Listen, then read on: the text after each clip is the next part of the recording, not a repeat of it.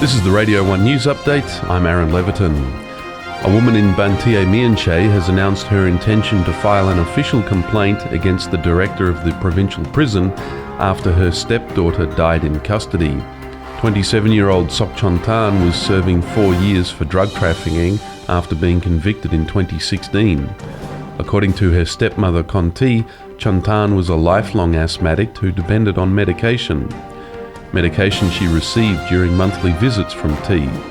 Provincial authorities said Chontan died in hospital after being transferred from the prison. However, T said her daughter's cellmate disputed this, saying the woman died in her arms in the cell after guards refused medical treatment and accused Chontan of always crying wolf over her condition. And now, a quick word from our sponsors. With ABA Mobile Banking, my money goes where I go.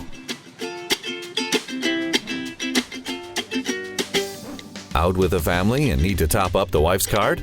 No problem. Top up my mobile, pay the electricity bill and the internet bill while relaxing. Done, done, and done. No problem. My teenage daughter left her card at home and needs some cash. No problem. Receive push notifications when clients pay into my account. Definitely no problem. With ABA mobile app, you can easily transfer funds between ABA accounts, pay your bills, receive notifications every time you receive or transfer funds, and more. ABA Mobile, the bank is wherever you are. Coming up next, international news. An Australian soldier has been killed in a training accident in the Northern Territory. It is the second death in training in a week for the Australian Army. First, 21-year-old trooper Stuart Redden was killed when a tree branch fell on the armoured vehicle he was riding in Queensland.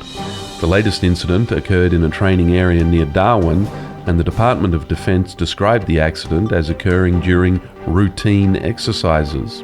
The Army has shut down all training exercises while it reviews procedures. The soldier was evacuated to the Royal Darwin Hospital, but was later pronounced dead. Staying in the Northern Territory, and some particularly brazen scammers are on the loose.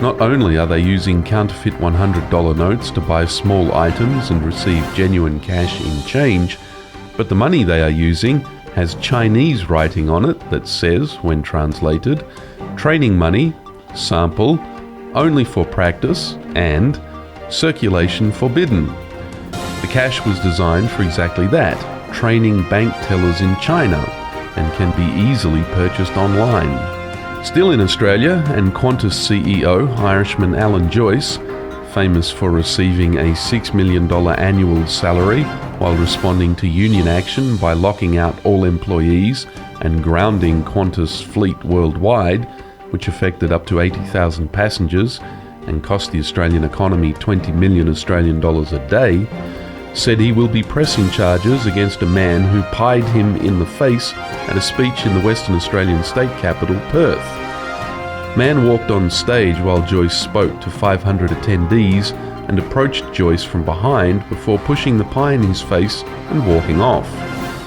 The incident had no connection to Joyce's actions as CEO of Qantas, the Australian national airline, but was done instead because the openly gay Joyce has campaigned for marriage equality. Gay marriage is specifically illegal in Australia following a 2004 amendment to the 1961 Marriage Act. Polling in Australia shows up to 70% of the country supports marriage equality. This has been the Radio 1 News Update. Stay tuned for more news on Radio 1 FM 103.7. The news was brought to you by ABA Bank, a partnership you can trust.